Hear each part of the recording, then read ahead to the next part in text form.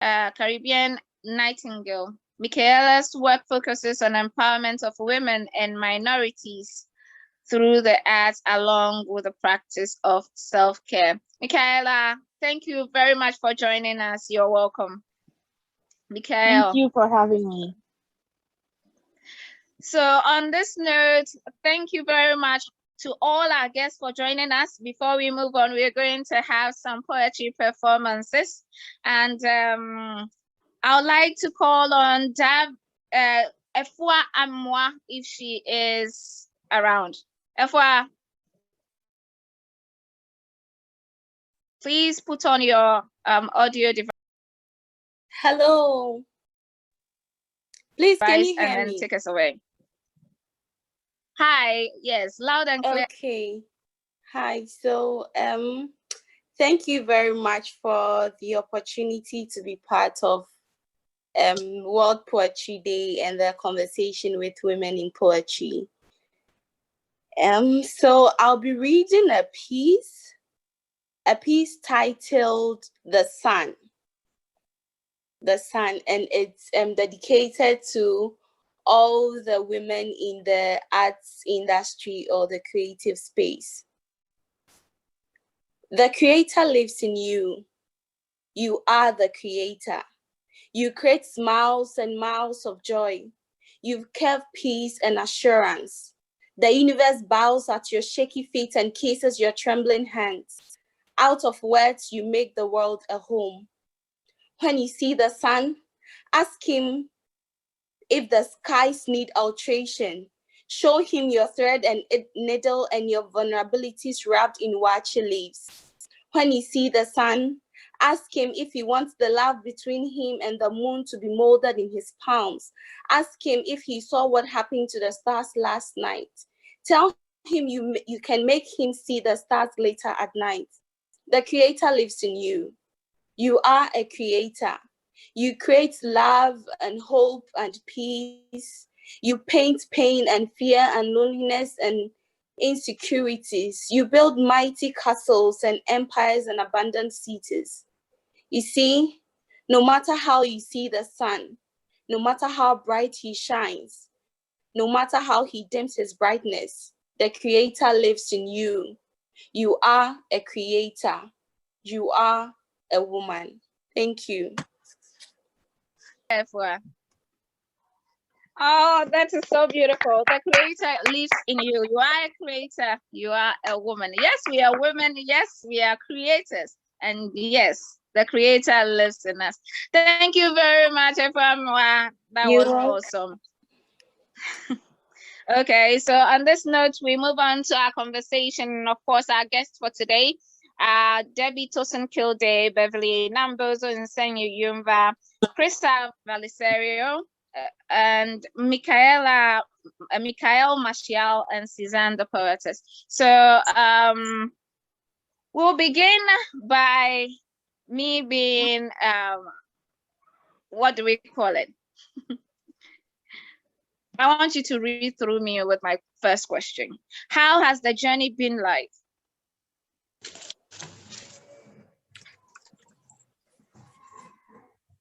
How has the journey been like? The journey of poetry been like? Let's begin with Debbie. Debbie Tosin Kilday. It's been a long journey for me. I started writing poetry when I was a teenager, and I never learned how to write poetry in the traditional forms. I always had a free form style, and I still do. And that's what prompted me to start the National Beat Poetry Foundation, because the original Beat generation, they had no form that they followed. Instead, they expressed themselves freely. And I think that's important, especially today, to so that everyone can have a voice and express themselves freely, and they don't have to be a world-class scholar in order to do it. They're just like everybody else, you know, a normal person, and everyone can be a part of something. That's why I created this organization. Thank you very much. It's a very, very important organization. Thank you, in fact, for being a woman and a creator, as a former said. Let's move on to Beverly. Beverly, the question is, how has the poetic journey been like? Thank you. What a fabulous question. I'm so glad somebody answered it before me. I will say, as a journey, let's think of a car. It's exciting when you've got your first car. Mine was a manual. I got it 20 years ago, the first car, and I thought, my goodness, the passengers I'm going to give rides to, and I'm going to put in this amount of fuel, I'll drive from home to work. But then on the first day of driving, I'll never forget it, I knocked a huge Pajero. I was stuck in the middle of a busy road. Whoa. The owner who came out, and I love coincidences, was the MD of a publishing house whose seminars I'd been attending. He saw me and said, "Oh, it's Beverly. Don't worry, I'll take care of the cost, make sure you're fine." And then I went to school and paid what I had to pay for the fixing of it. That really ushered me into what driving meant. Be more careful. The excitement is important, but make sure you manage it well. And that's what it's been with poetry. It's exciting to write and to get audiences who are fascinated by your work. But you have to manage the excitement in terms of when you want to be a manager like I am. I started the Beverly Namboza Poetry Award to support Ugandan women through awards, annual awards, and give them publicity and platforms, because in 2009, there were few platforms, especially for Ugandan women. And by doing this, we started going to festivals around Africa where they had masterclasses with renowned poets all over Africa, and it really nurtured them, published their works and things. And so it was exciting, but I had to manage it as an arts manager that I became. And then I had to get other cars because passengers they increased in number. And so I had to get bigger cars to fix this new interesting problem, and other drivers and so on. And so while the journey began in Uganda, it's now increased to Africa, and a car isn't suitable. I had to get onto a plane with my journey, and the Babishai Poetry Foundation supports African poets now. And so I'll just use it symbolically to driving or flying or traveling. It's exciting, but you really have to manage it. In all of that, though, when you've settled and you become mature, you remind yourself of what excitement you had when you first had the car. It was poetry, it was writing. And I often draw into that, because writing, creating, looking at my product, my creation, sharing it with others, reading others too, that's where the initial tingling feeling came. And I mustn't forget that while I'm in this big space of managing. That's what it's been like for me. Wow. Well, thank you very much. It's exciting. I could watch you the whole day. Just explain it. I can see the passion. Thank you very much, Beverly. We move on to Chrissa Belisario. Chrissa, dear Chrissa, how has your poetic journey been like?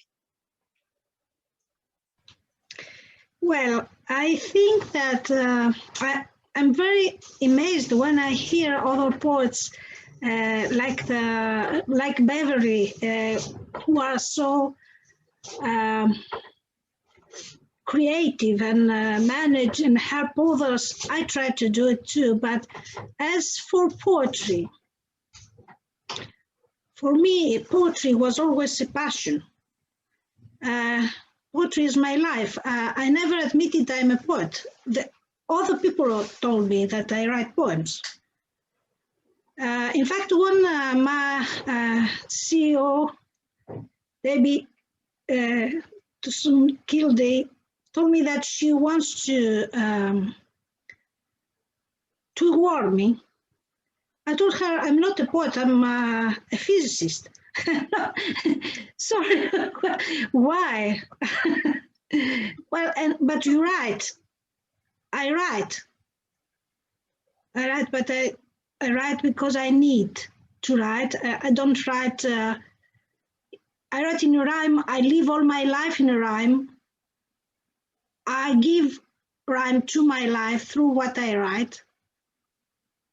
I express my love through poetry all my life. When I started to write in older age, I think there are 20 years now. But I remember myself always rhyming. I was an oral poet.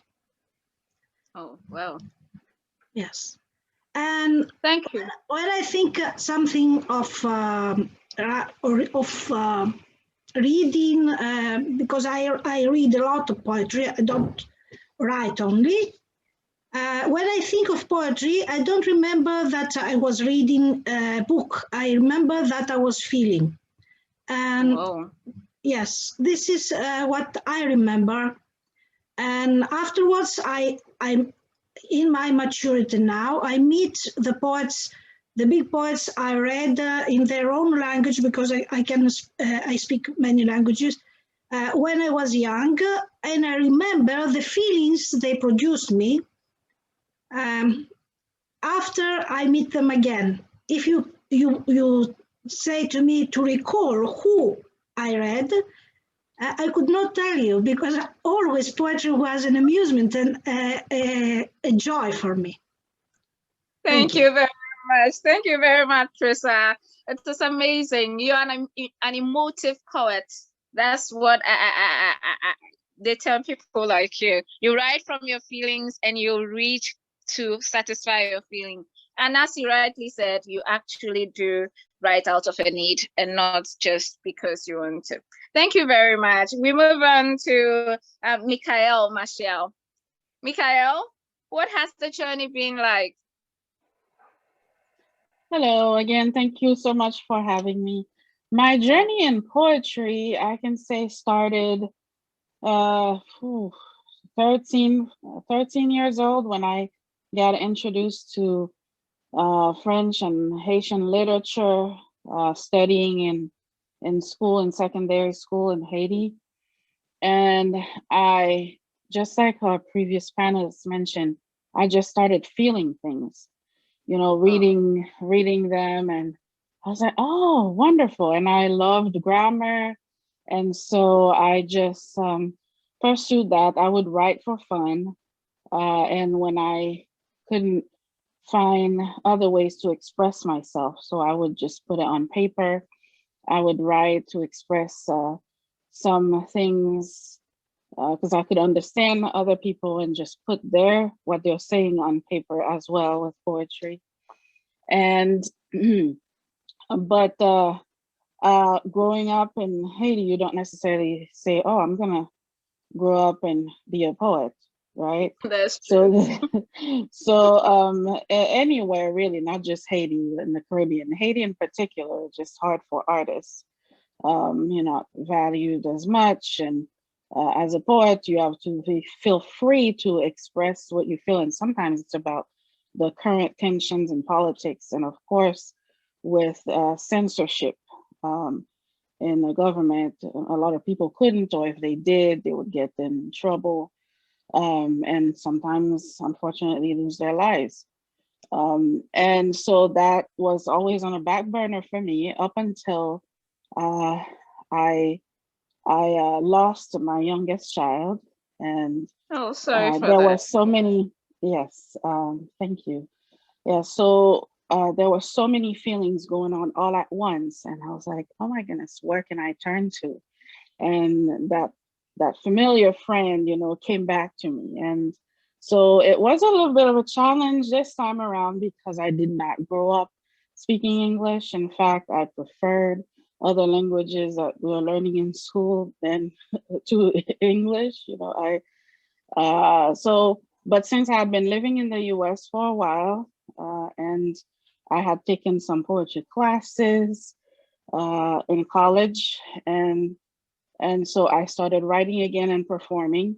Now, the next step was meeting other women who had been trauma survivors, domestic survivors such as myself, and they were encouraging me when I was reading my poetry to publish. So I published, and so what started as a hobby or secret passion, today my journey brought me to registering my business late last year. And even before that, I loved collaborating with other artists, whether it was poets such as myself, or musicians or visual artists. One of my kids is a visual artist, and so last night, for example, we had in those collaborations we have Relaxation Through Verse, which is part of our business. Relaxation Through Verse is a poetry salon. And it's just amazing how the journey started. Like I said, just as a teenager, feeling the words on paper, having it come to life. And to me also, it helps coming to life when we stand and perform our poetry. And I love doing that. I love doing that with other poets. And my journey also helped me go from academic poetry to free verse poetry. And it's just been a very unexpected but pleasant, satisfying journey so far. Thank you very much. And congratulations on the business registration. We're moving on to Suzanne the poetess. Suzanne, what has the journey been like, a poetic journey? Suzanne. Sorry, I forgot to unmute. How are you doing? Can you hear me now? Good. Yes, I can hear you clearly now. What has the journey been like?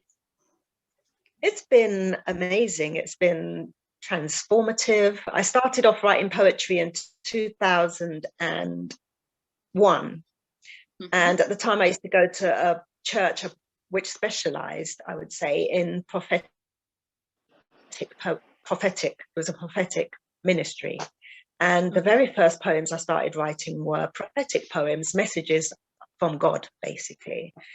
And along my journey, it's kind of changed, as in I got to a point where I was questioning a lot of what I'd been taught to believe and asked God for the truth. And that led me on another journey. And so my poetry has kind of documented my journey through my history. I came to Ghana in 2016, and that kind of perception. Yeah, I stayed for 5 months. And when I came back to England, so I started off writing poetry, then I did some paintings, and then I started writing my novel. And when I started writing my novel, I was inspired to include my artwork and my poetry. So the whole journey was just documented through my poetry, art, and now my novel. So yeah, it's just been an amazing journey. And at one point, I was collaborating with other artists and musicians. So I've recorded over 30 poems so far, and 14 of them feature in my novel, which I just recorded as an audiobook as well. So my poems are the ones that I've recorded are within the audiobooks. So it's just been really amazing, an amazing journey, because you never know what's going to happen at the end. I didn't know I was going to end up writing a book which was going to feature my poems. But yeah, it's just been amazing. In 2014, I think I published my first collection of poems called Seeds of Love, which won an award in America. And I was in Ghana at the time. Yeah. But yeah, so it's just been really beautiful, a beautiful journey, and just waiting to see what happens next. Oh, Mariska, lovely to see it. Yes, I met Mariska from Ghana. Yeah, so it's been wonderful. It's been beautiful. Yeah, thank you very much. you are ingenious. It is ingenious that you actually combine art with poetry. Well, so let's just move on to a second question. I have bits of 10 questions, and so the ones I'm going to ask you, I'll need you to answer them in very short answers. The second one is writing exhausting or energizing? We are beginning with Suzanne. Suzanne, is writing exhausting or energizing? Oh, it has to be energizing, you know, because I tend to write when I'm inspired, not just writing for the sake of it. But it's definitely energizing. I could never say writing is exhausting. It's just a way when you write, you're releasing it can be cathartic. It can help you to express, I think it was Beverly said, to express the emotions that you wouldn't normally talk out into the open. So it releases you. It's kind of purging as well, in a way, you know, because it's helping you to get those emotions that would have otherwise been held within out. So yes, definitely energizing. Thank you very much. Thank you. Mikhail? Mikhail, is writing exhausting or energizing? I would say the same as Suzanne, that it is definitely energizing, and it's thought provoking sometimes, because you realize certain things that you weren't even feeling, or sometimes you realize that you had those thoughts in the back of your mind, and you're sitting there writing on paper, and the words come, and that's when you become more self-aware. So it's definitely more energizing than exhausting. Thank you very much. So we move on to Krista. Krista, is it energizing or exhausting, poetry? Hello, Krista. Krista, are you there? Okay, we move on to Beverly. Beverly. It is burning. Okay. Krista, is what? It is burning. It's burning. Burning. Yeah. Okay, it is fire and it's burning. Yeah. Okay. Thank you. That is an amazing response. We're moving on to Beverly. Is poetry energizing or exhausting? Poetry is both. I have a poem called Obushera, where when you're making this millet porridge, you first collect the paste, and as you're stirring, it's cold while it slowly warms. Now, at the beginning, it's not exhausting, but the more you stir with one hand, your hand does get a bit tired. It's tedious to do, but then you need to do it in order to produce the porridge that's required, the thickness of it, and to have this nutritious iron of a meal for breakfast or evening tea. And so it's two things. It is exhausting, but it's nutritious. So you have to keep doing it. It's almost a compulsion. So while it does nourish our feelings and helps us to get on a high, often that high isn't there. And so you just keep doing it because the result is something that you have experienced before. And so you keep doing it. You just keep doing it. It's like exercise. And so it's both, but the end result is absolutely rewarding. Yeah. Well, thank you very much. So we move on to Debbie. Debbie, exhausting or energizing? I think it's both also, because it would be exhausting if you did not get your poetry out of yourself. So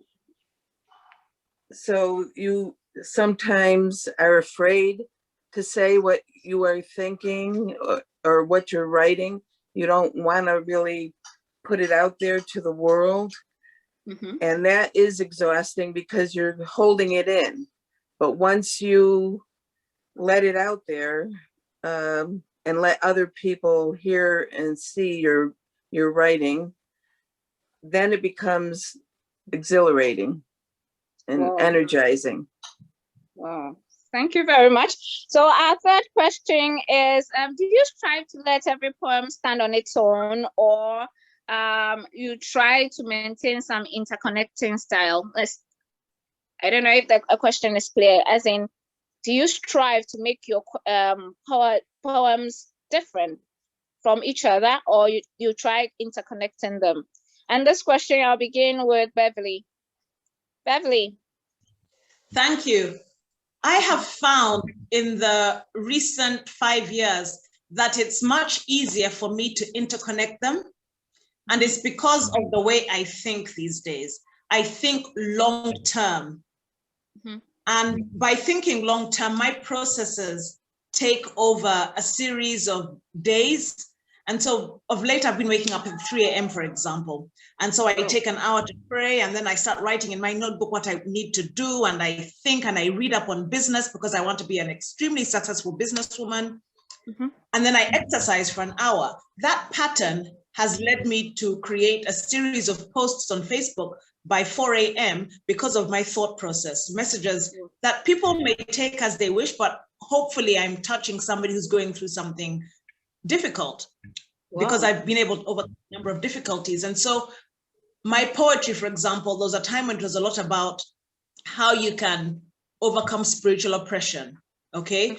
How you can overcome the abuse that we face as people who are in religious spaces, but then because of the way religion is structured, we are conformed to keep quiet and accept it as gospel truth. But when you overcome that and you're able to understand what the truth is and who God is in your life, it's so liberating. And for me to liberate myself continuously, it's a process. And so, yes, interconnection for me has been has formed the past 5 years of my writing, definitely, yeah. Thank you very much. We move on to Chrissa. Chrissa. Yes, no, I'm spontaneous in writing. What I do. So yours is spontaneity. Yes. I don't interconnect. I write what I feel, and when it is very pressing. Okay. As Debbie said, but what I do that perhaps connects my poems is that I edit them. So I develop a technique afterwards, after I write a poem, without, but this is all. Okay. Thank you very much, Chrissa. Michael, sorry, I don't know why I keep saying Michaela. Michael, yes. Interconnection or standing alone, each poem? Well, I think it depends. Okay. First of all, the way I decided to publish my 2 books, for example, it was meant to be one book. And then when I realized that there were different themes going on, there were some poems that were interconnected, and the underlying message was about self-care, finding my voice as a woman. And what I also realized too is that's what I was going through at this particular time. So, so my experience as a woman at a certain time and space somehow dictates the poems that I write in that particular time. And then moving forward, a different time and in my life, my experience might be different. So then my poems find themselves being interconnected. But when it comes to the process of writing itself, so sometimes I'm spontaneous, just the poem stands alone. You wake up early in the morning or late at night, in the middle of the night, because you think about those words. Sometimes it actually comes like a sort of rhythmic, very rhythmic words. So I can hear the cadence of the words, and then I write it down, and then I find words or rhymes that work with that rhythm, right? Okay. But sometimes it's more more formal or academic. So like I said, it depends on the time that I'm experiencing certain things. Wow, thank you very much. So we move on to Suzanne. Suzanne, standing Hi, alone yes. or They don't interconnect with each other, but they do interconnect with my art and my writing. So I find they all wow. work. Yeah. So even on my paintings, I wrote a poem to go with them. So, and then, like I said, when I started writing my novel, the poems now interwoven with my novel as well as my art. So they're more interconnected with each other rather than the poems to each other. Yeah. Wow, that's interesting. Very, very interesting. So we move on to Debbie. Debbie, are your poems interconnected or always standalone? They're standalone, they're very spontaneous, and they're not always about me. I'm influenced by what other people's plights are, and I will write, you know, if I see injustices in the world, someone else being hurt, I will write to that. It doesn't necessarily have to be about me, is what I'm saying. Okay.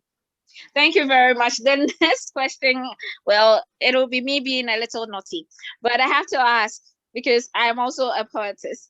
If you have a message for your young self, as in your very young self, who is yet to identify or meet poetry, what would that message be?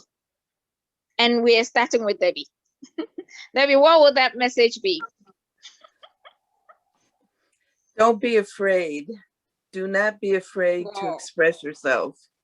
And there will be many people that will try to suppress you, but don't be afraid to speak what you feel and write what you want. Wow, thank you. That's powerful. We move on to Suzanne. Suzanne, what would that message be? If you It had a reminded message to me. your young self, yes.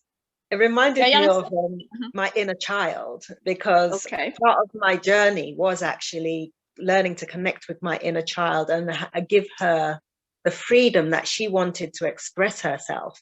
Because before, I was very enclosed within myself, and I had to do a lot of inner child work to bring my inner child out and allow her to be free to express herself. So Wow. even in the poem, she was saying she wanted to write, she wanted to paint, she wanted to dance, she wanted to sing. But me, the adult, I was the one saying, you know, you can't do that. So I would say, you can do anything you can put your mind to. Wow, that's powerful. That's very powerful. Mikhail, what will be the message to your young self? I would tell my young self, just do it, you know. You never know that what opportunities, what powers you have until you try something such as poetry, expressing yourself through poetry. You could be a mouthpiece to some, a voice to some, just like Maya Angelou was. You know, about her story a little bit. It's just how, for example, she didn't speak after so much trauma, and when she started speaking, there was no stopping her, right? And now imagine if she never went along, you know, pursuing that side of herself as a poetess, as a performing artist. We would not have been so blessed if she did not move forward. And so I would tell my younger self, just go for it, give it a try, and allow yourself to express yourself.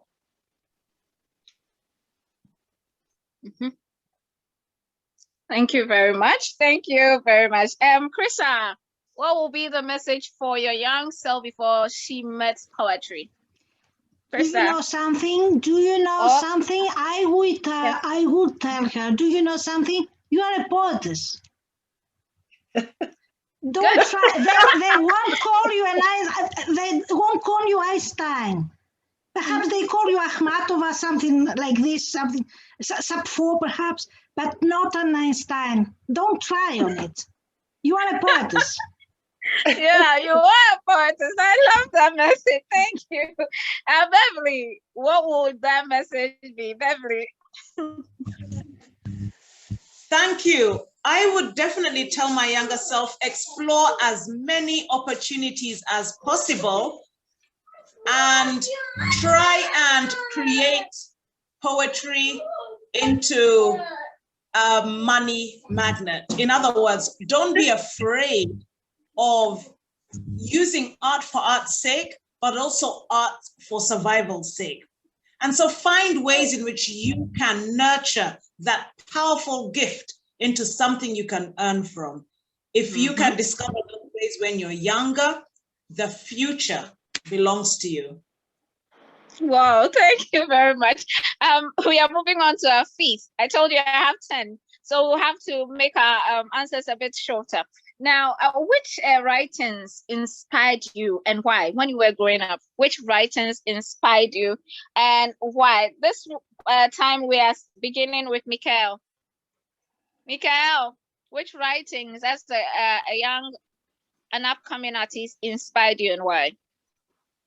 Well, there were, so I was raised, like I said, in Haiti, so lots of literature from, well, French literature inspired me, but mostly fables, actually, from Jean de La Fontaine, because I loved having the animals come to life, speaking about real life values and yes, I was very inspired by fables and also by writers from like Oswald Durand in Haiti, you know, so in Haitian literature. Well, thank you very much. Then Beverly, which authors or writings inspired you and why? Beverly. I grew up reading Enid Blyton. She was creative. Children could do anything. She could take you to lands all over the place, from a tree to the clouds. And that inspired me to be creative as possible.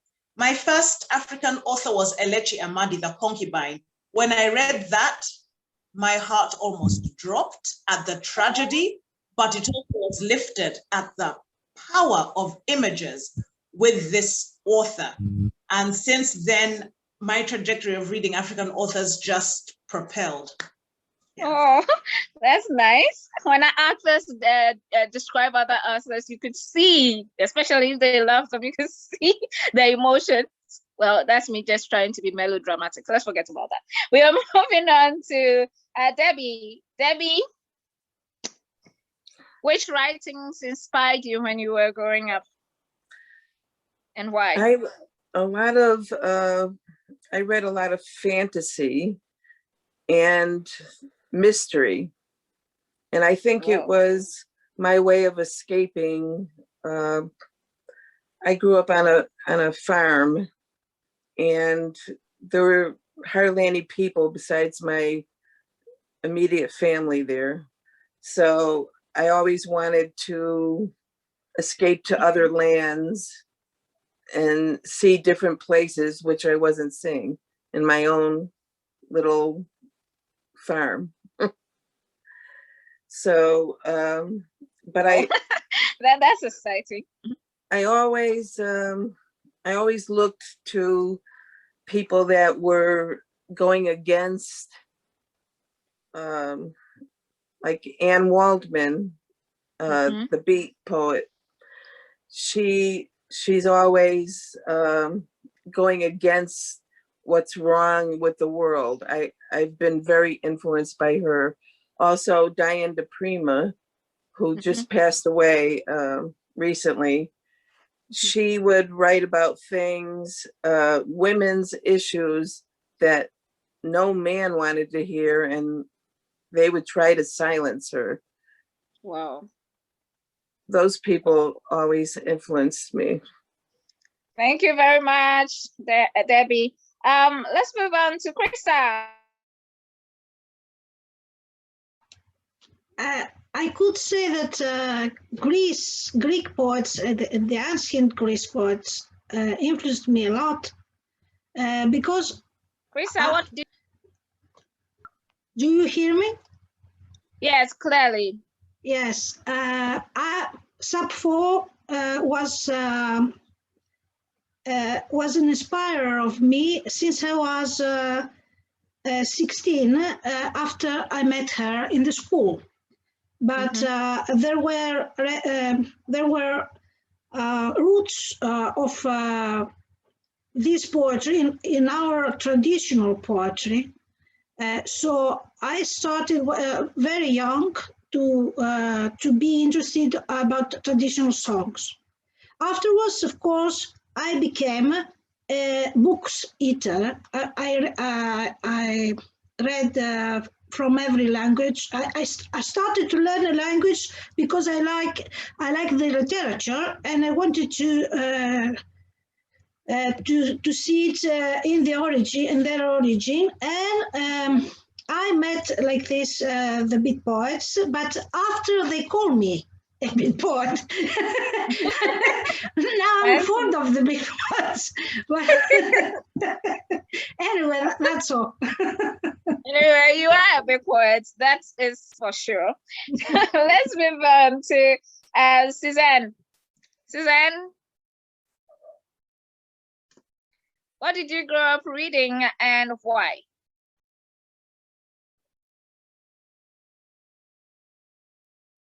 Suzanne, are you there? Yes, sorry. I mainly grew up reading the Bible. That was the main book I remember reading as I was growing up. And I would say the parts of the Bible that were most inspiring for me was the Songs of Solomon. Whoa, fancy love. Yeah, he's very poetic. It is. Yeah. And yeah, he's very poetic, and I just loved the way he wrote. But then as I was older, I think I was more inspired by people like Toni Morrison and Maya Angelou. Yeah. Powerful. Thank you. But why? Why Toni Morrison and Maya Angelou? Why? Just their style of writing, the themes that they wrote about, which I could relate to do with the Black women. Yeah. Thank you very much, Suzanne. It inspired me to share my story as well. Oh, yeah. Okay. Thank you very much. Well, at this point, we have 5 more to go. And before we continue, we will invite Abigail to give us a poem, if she's here. Abigail. Yes, I am. Thank you. Hello, everybody. Hi. So I have a very short poem entitled Love Confusion. It's about memories of first love. There I go fussing because you is coming. There I go smiling, it's you I be loving. There I see heaven in your perfect Beethoven. Humming. Here I come giving. They're jealous of the living. In tune to your rhythm, full chest heaving on a proud sternum. Here I find infinity comfort in your calming unity. When the discernment is blessed, I'm hoping it's gonna be you, I beloved. Thank you. Thank you too. I was actually dancing to the rhythm. I was. Thank you very much. It is you I'll be loving, really. It is very, very inspirational. Thank you, Abigail. Okay, I see. Question is, if you had the opportunity to sit with a great poet, one, dead or alive, for a chat and writing tips, who would that be? If you had the opportunity to sit with a great poet, dead or alive, for a chat, who would that be? And this time around, we are starting with Krista. Krista, who would that be? Sappho. Of course. Pardon? Sappho. She was great. Sappho. She was the first woman, the first poet that brought woman into the world. She was what she was writing. In Wow. that epoch, yes, she was exactly what she was writing. In that epoch, in her epoch, it was very root breaking. It was great to dare to say what she was saying, what she was describing. Wow, thank you very much.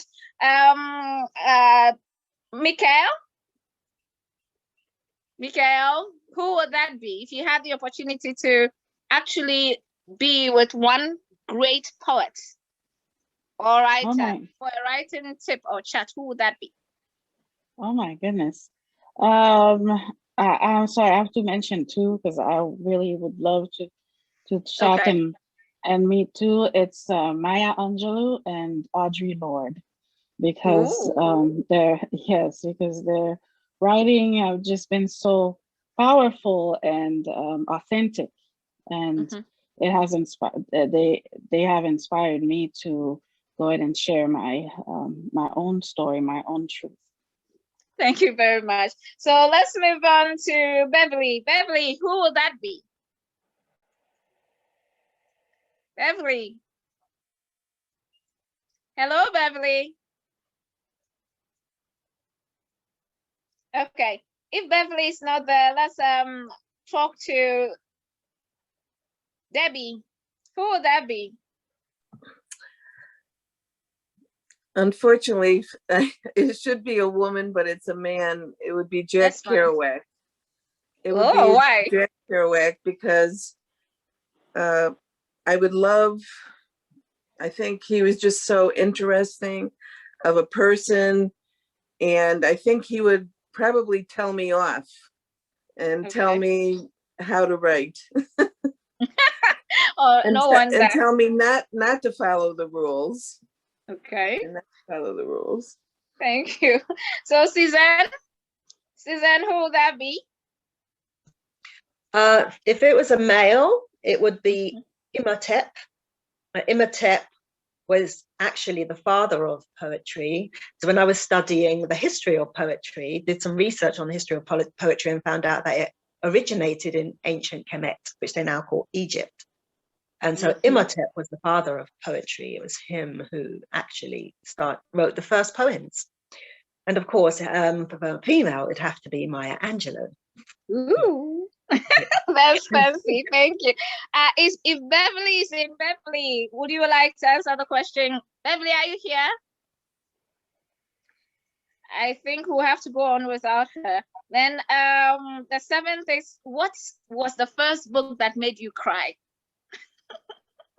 Silly question, but I really want to know. What was the first book that made you cry? Debbie? The Lorax by Dr. Seuss made me cry because, and it unfortunately became true as I got older, where all the trees were being cut down and industry was coming in and polluting the earth. It made me cry as a child, and it still makes me cry. Oh, okay. That is, well, the environment really, really needs the attention of poets. That's very impactful. Let's move on to, well, Beverly's not here. Chrissa, what was the first book to make you cry? The Bible. Okay. Okay. that yeah, that is the Bible. And I won't even ask you why. So let's move on to Michaela. Michael, what was the first book that made you cry?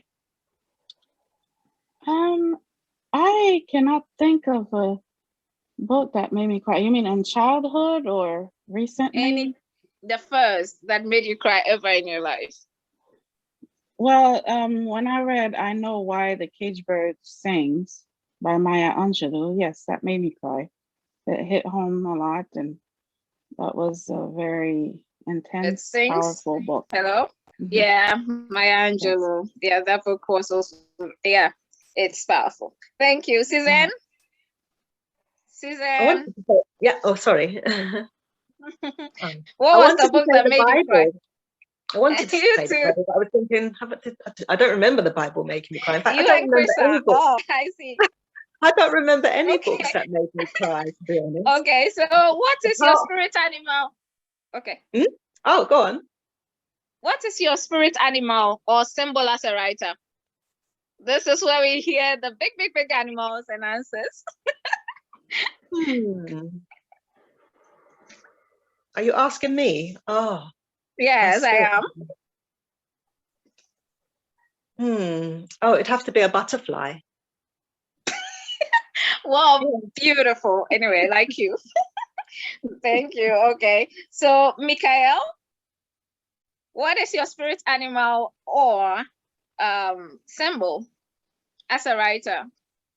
It is the nightingale, specifically the Caribbean nightingale. Oh, and that is why I know you are the Caribbean nightingale. And that is why my stage name and the business is named after that, because I found out, well, early on in literature, the Haitian poets would have poetry about the Caribbean nightingale, right? Mm-hmm. And we call it rossignol. And then I later on I found out that it is the only bird that sings both day and night. Nice. Right. So I likened it unto my own experience, where I've felt like I've written poetry and shared the beauty of poetry in my good and dark days. Whoa! And metaphorically, I can come out with so many things. It is a beautiful name. Thank you. Caribbean Nightingale. I love the name already. Okay, Krista, Mikael.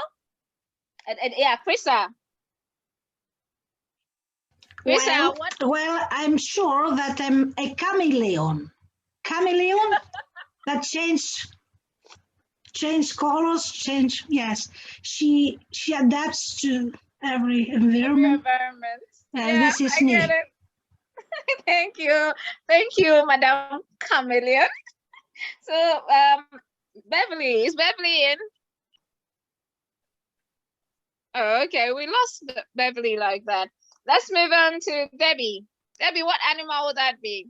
Or what is the symbol? Anyone that knows me knows that I am the turtle. Ooh. I'm very slow. I'm slow. I'm wise, and I don't say much, but I think a lot.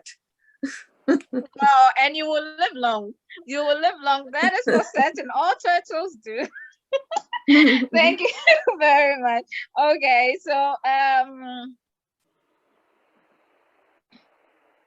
in writing, do you consider entertainment deep thinking, rhythm, or just emotions? What do you consider when you're writing? It starts from you, Debbie.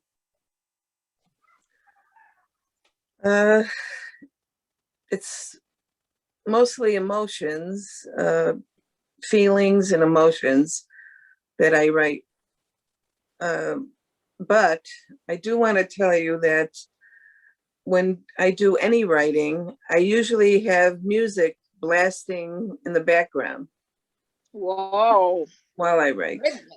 Rhythmic. Thank you.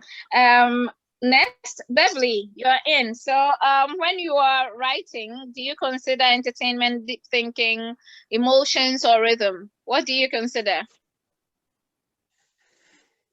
It's actually depending on the time and the season of my motivation. It's a lot of things, but for me, a lot of it is, can a person enjoy it?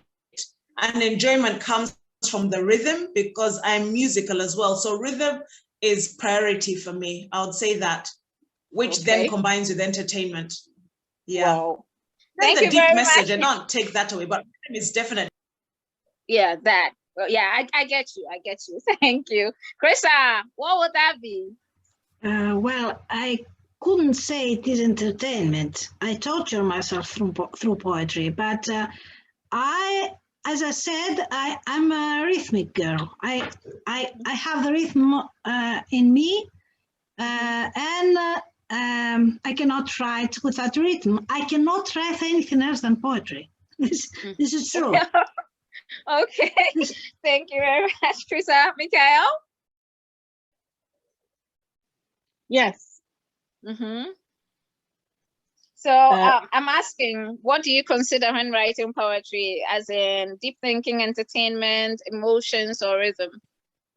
I think it's a combination of all of those things, and there is a pattern that I follow, and it can go from living life first, having some soft music. I love to listen to Yanni during the weekend, and Nina Simone, and so I just relax, and later on, those feelings, I am able to translate them into words. And being an empath, so I can sense a lot of what's going on with people's feelings. You know, the deep feelings, sometimes pain, even, especially since it's been so prevalent in the U.S. right now with crimes perpetrated against minority groups, you know, Blacks and Asians recently. And so with those, I absorb some of it and practice some self-care, but it takes some time to process it and put on paper. But I definitely love rhythmic and my music. I'm always listening to my music, and that's a big part of my process and of my self-care. Wow, thank you very much. Suzanne? Suzanne? Yes, Which sorry. I'm sorry, asking, what are the questions again, please? The question says that in writing, do you consider entertainment, emotions, deep thinking, or rhythm? I would say emotions and rhythm. A lot of my poems were written to music. I would listen to the music and then write, the words would come, or sometimes I would put the words to a music. So definitely my poems have a lot of emotion in them, have music to them, and a lot of them were written specifically to go with music. That, like, for instance, I collaborated with an acoustic guitarist and I wrote lyrics to 11 of his tracks. So a lot of my poems are written specifically to go with music. Oh, okay.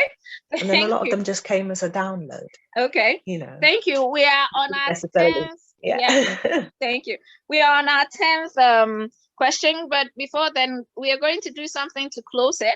And that will be, you know how it is that we have environmental issues. Every poet is going to write 2 lines. I begin. My line here is, "Hear you, earth. The world is on the bed of death." I'll put it in the comment section. So what is going to happen is everybody is going to write 2 lines. And in those 2 lines, we will use it to close. That's after we answer the last question. Because today we are just talking about poets being allowed, and we are celebrating ourselves. So the last question is, what are the common traps for aspiring poetesses? And the stress is on poetesses, aspiring poetesses. And we are going to go this way. Suzanne, Mikhail, Krista, Beverly, and Debbie. What are the common traps for aspiring poetesses? But meanwhile, put your 2 lines together. We are forming a poem right here. We are forming a poem right here. On the chat? On the chat? No, you just write it somewhere. When we are done answering these questions, we are going to, I will start, and then we are going to go in the way. That way, everybody's going to read what they have, like a poem. We'll all put it together like a poem. So answer the question first. We are starting with Suzanne. What are the common traps for aspiring poetesses?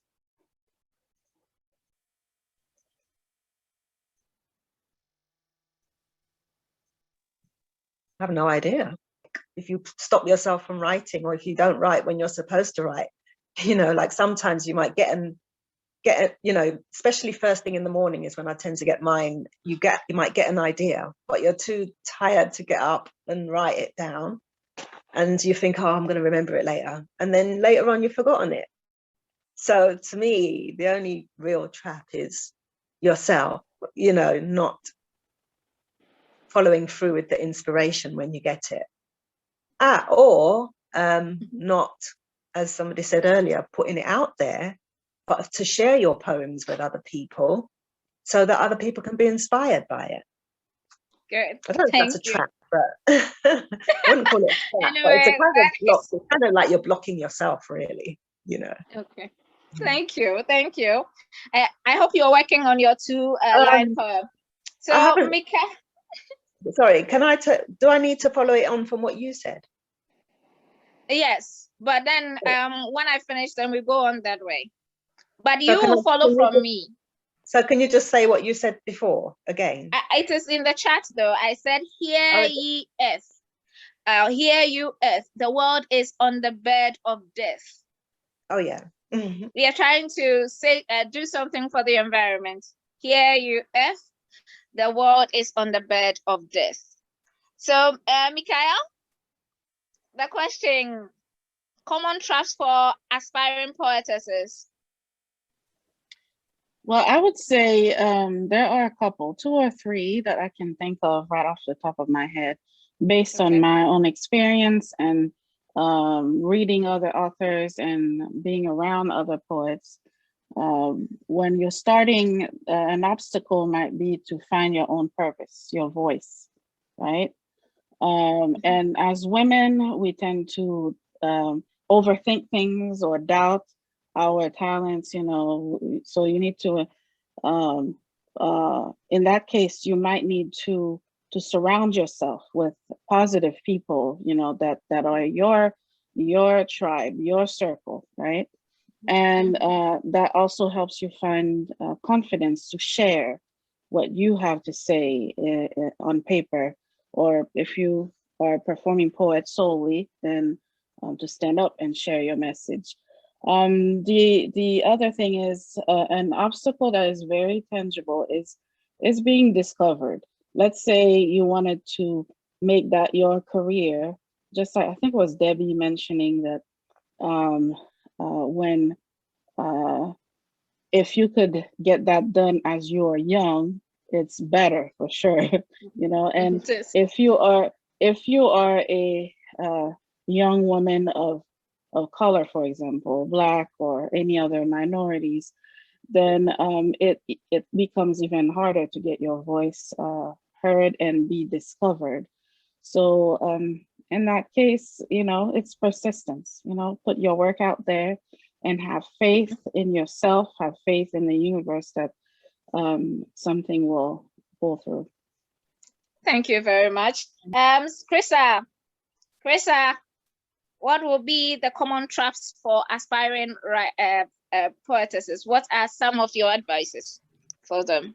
Krista? I would say that poetry is something that could keep you sane. So do it. Just do it. Express your emotions, but never think that when you express your emotions, you already have poetry. You must edit, you must work on it. You cannot leave it like this. Logic comes with emotions, after emotions. Okay. Thank you very much, Krista. Beverly, what are some of the common traps for aspiring poetesses, or maybe an advice for them? Beverly.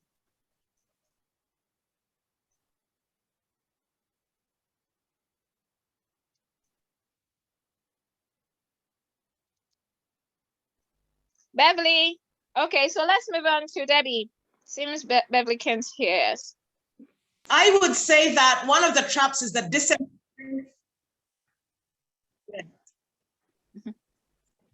Yes, one of the traps, yes, One of the traps is the disempowering belief. Yes, I am here. I can hear you. I'm Go here. on. You Yes, can't hear yes. me? I can hear you I'm clearly. here. Go on. I can hear you. Go on. Go on, Beverly. I can hear you. One of the traps is the disempowering. One of the traps is the disempowering belief that we're not supposed to generate income. That's a trap for the young poetesses. Okay. Okay. Wow. Thank you. That is great. Okay. So Debbie. I think that it's the fact that men try to dominate women in poetry. Okay. And they try to make you believe that their voice is more important than yours.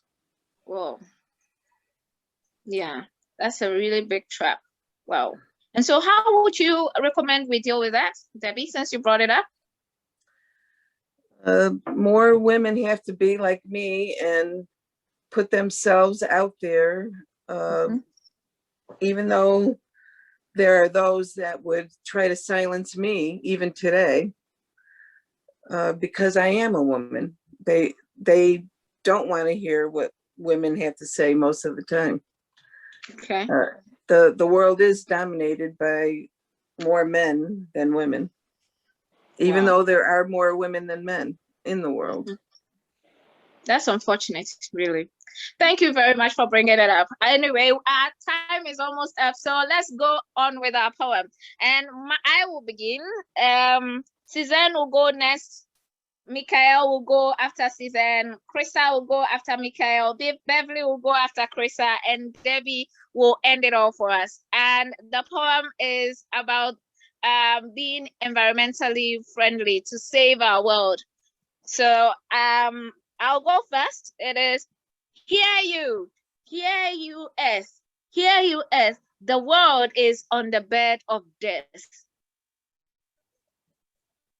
Suzanne? Yes, are we going to save ourselves to bring about a rebirth? That's what I came up with. Thank you. Mikael? Mikael? Yes, sorry.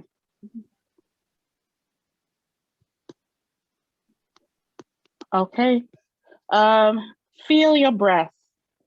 The beat is faint, but your heart is beating. Thank you. Krista? I wish to take care of you, oh furious earth, my little flower. Wow. Beverly? Beverly? I think Beverly is having network challenges. Beverly, can you hear us? My 2 words, do you hear me? 2 lines, yes, we can hear you. 2 lines. I noticed the wind that blows the leaves. It's not the wind, it's the smoke masked as breeze. Ooh. Okay, Debbie. Hang on. We will nurture and heal you.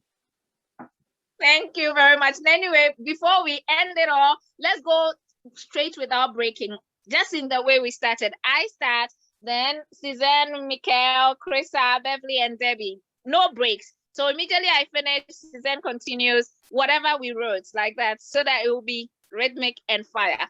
So let's go. Hear you, Earth. Hear you, Earth. The world is on a deathbed.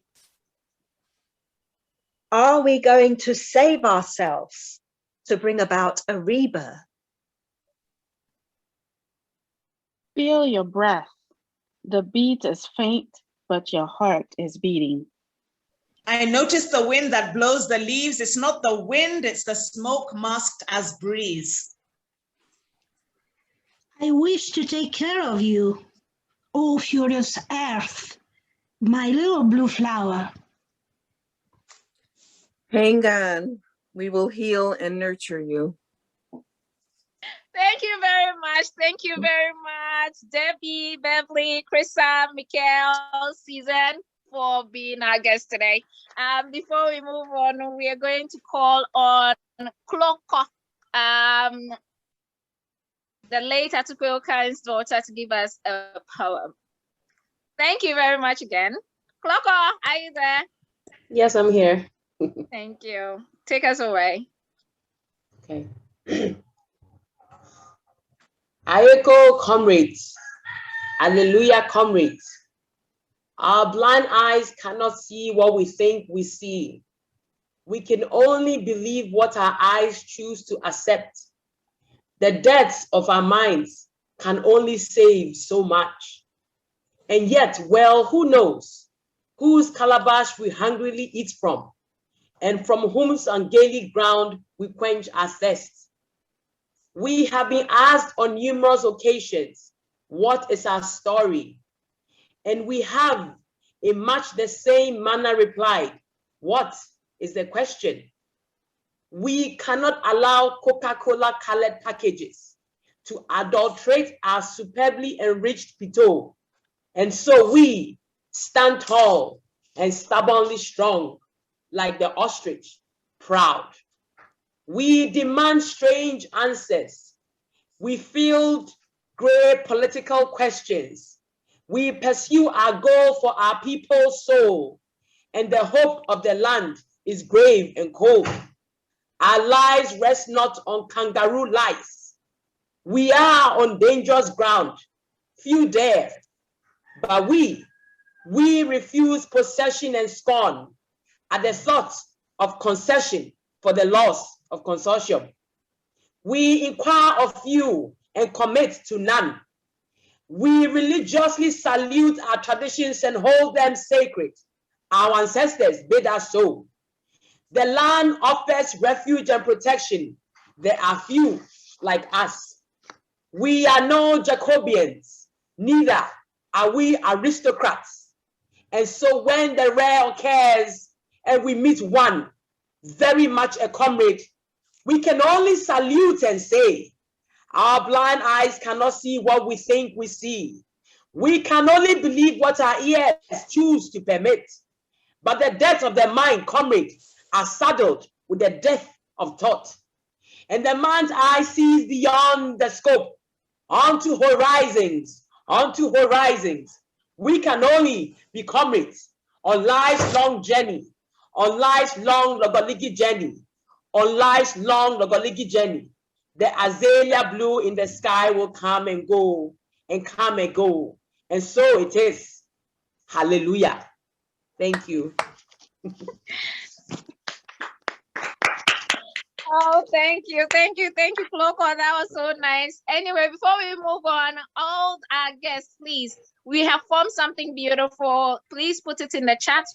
Write the lines in the chat so that we can compile them to serve as a memoriam. So please put it in the chat box.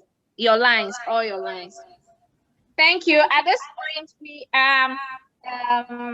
moving on to the chairperson's remarks. So I call on Mrs. Amasewa Tete to give us.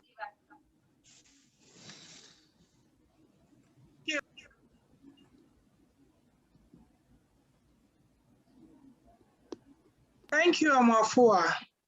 Wow. We were all poised for a very great time, and what a fantastic time we've had indeed.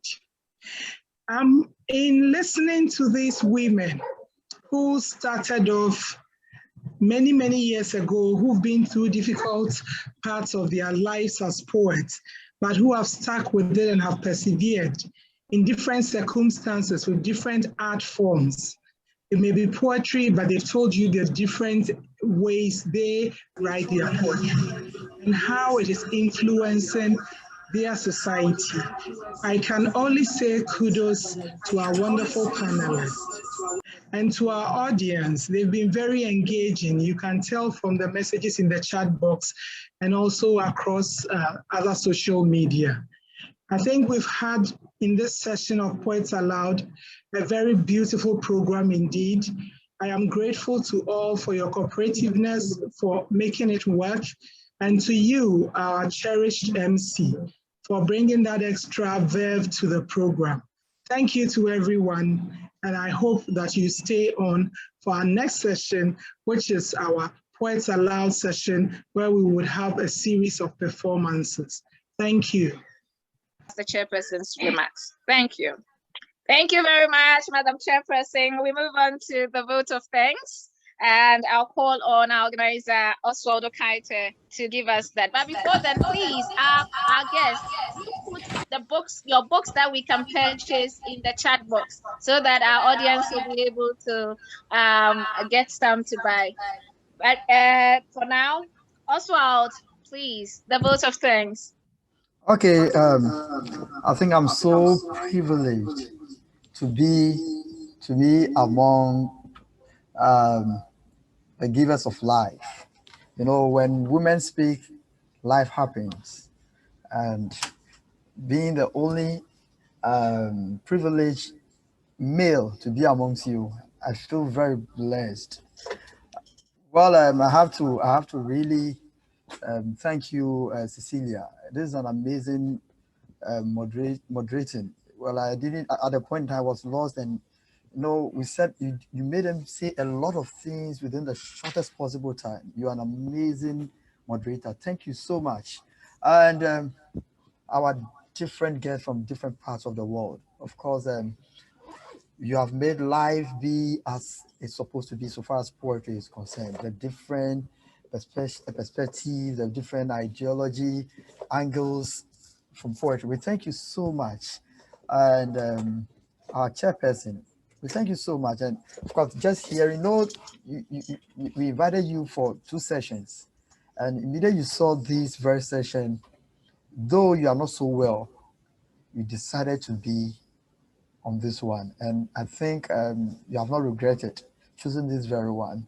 Surely the dawn of tomorrow shall approach, and the early dawn cock shall crow, kukuchioko, then to wake the sun from sleep to dazzle the skies, and the arms of the trees shall dance to the silent tunes of the air. And all of these have happened. No, our panelists, our chairperson, our moderator, our audience, we from Poets Aloud, Values for Life Ghana, Ghana Publishers Association, Ghana Commission for UNESCO, Ghana UNESCO, Poetry Association of Ghana, Ghana Poetry Foundation, we say, Women Danyoshin, Yadamwase. We thank you. Merci beaucoup. Thank you so much for making this dream a reality. And I think after this vote of thanks, Abigail is on standby to give a performance. Thank you so much. Our next session promised to be very fiery. It's really going to burn, as Chrisa put it, burning. So please, we have some video to play in between, but stay tuned and come back. So over to you, Abigail. Okay, so before Abigail, let me give my closing remarks. And it goes like this: to thank you, I've written something very small right now, to thank you.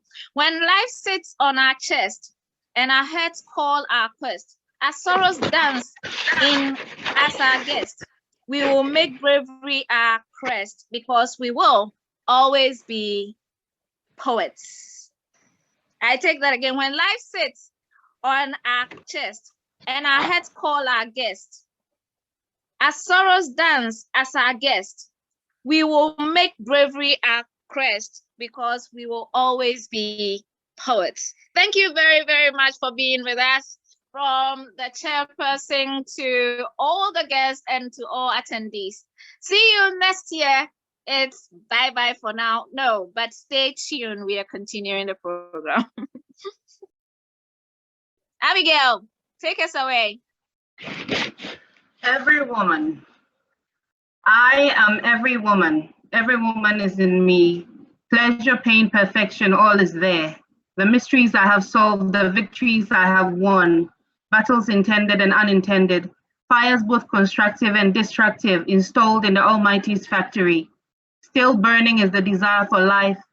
After the cracking, breaking, crash down, meltdown, and remolding, a pot full of sensitivity, immeasurable sensuality, the cries that did not make hate, the memories that made better, the pain that did not make hate, the love in that which made this woman. I am every woman. Every woman is in me. Thank you. Thank you very much, Abigail. So please stay tuned. Well, we are going and coming back at 6:30 for the crowning of Poets Aloud. You don't want to miss that. It's going to be fire, as Krista said. It's going to be fire and it's going to be burning. And it's going to be emotive, as all our panelists said. Thank you very, very much for coming. For now, it is bye-bye. And thank you also. So thank you so much for the informal session. Please, we have some videos to show, and then at 6:30 we'll move in. Thank you.